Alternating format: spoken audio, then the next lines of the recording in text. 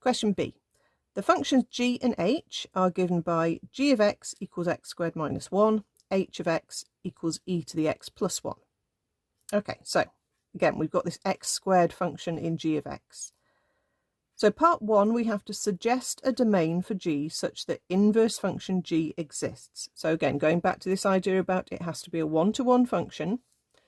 If I sketch g of x as it is, it's the x squared graph down 1. Okay, and at the moment, that is not a one-to-one function, because what we've got are two different inputs corresponding to the same output. Okay, let's just demonstrate. If I have this as my output value, that has come from two different input values. Okay, those two different x values give me the same answer. So if I said the answer to this function is, I don't know, 15, you don't know whether I started with a +4 or a -4. And because you don't know, you can't then give me an instruction for an inverse function. So all we need to do to make inverse function g exist is we need to remove part of the graph. Okay, and we need to get rid of enough of the graph so we don't have this doubling back in height. Okay, there's not one correct answer here, but all you need to write down is a set of values that you can use where you won't get a double back in height. So a very simple one would be to say, just use the positive half of the graph. Okay, so if you just use the positive half of the graph, then if I give you an output, you will know what the input was, because you don't have this other half of the graph getting involved. It could be curly bracket naught, it could be 1 to infinity, or it could be 2 to infinity, or any positive number up to infinity. Okay, as long as you don't go into the negative half. Or you could give me the negative half of the graph, not the positive half of the graph, and say -infinity up to 0. That would also be correct. Okay, there's plenty of correct answers. This is just one of them. Part 2. Given that domain of h is -infinity to infinity, find an expression for inverse h and sketch the two graphs. Okay, this is again a reasonably routine question. Let's see how it works. So write your function you're trying to do the inverse for as y equals. I swap my letters first, but you can swap them at the end if you prefer. So I'll swap my letters over and then I rearrange to get back to y equals. Okay, if you leave the swapping to the end, you're rearranging to get x equals and then swapping afterwards. Okay, so I'll hop the 1 across and then I will take the natural log of this side to end up with my inverse function, which is ln of x minus 1. Okay. To sketch, I do need to know my basic ln and e graphs and transformations of, or at least I need to know one of them. And I think I'll start with h of x.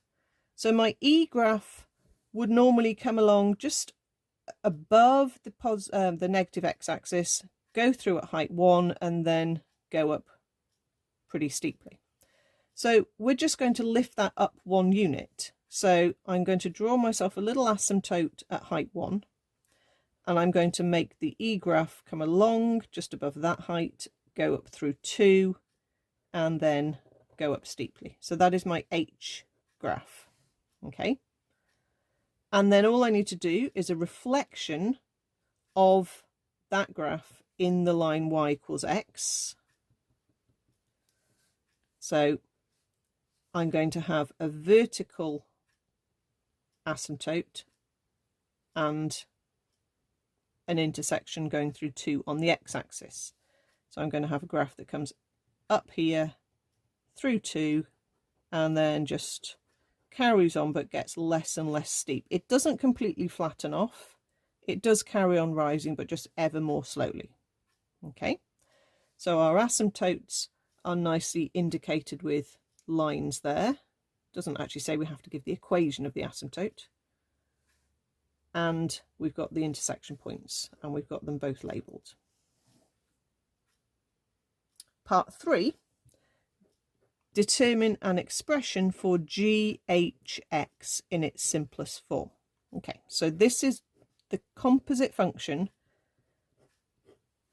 Pop in some extra brackets after the first letter, so you have G open bracket h of x, and then you simply just copy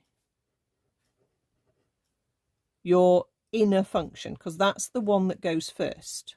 Okay, so I'm going to copy e to the x plus 1 like that, because that's what we get if we input x into function h.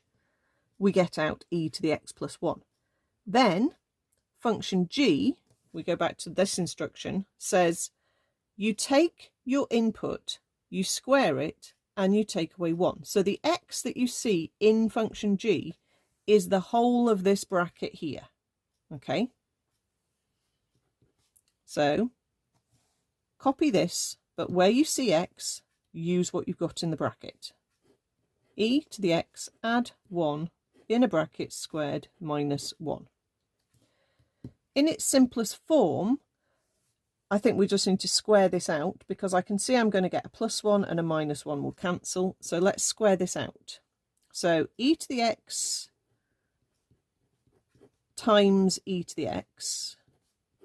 Remember, you can add your powers. That's e to the 2x as well as e to the x inner bracket squared. But if you add your powers, you can write it as e to the 2x. Then you've got the middle terms that are both the same. They are 2 lots of e to the x. Then you get a plus 1 and a minus 1 are going to cancel out. So in its simplest form, I think we can leave it as e to the 2x plus 2e to the x.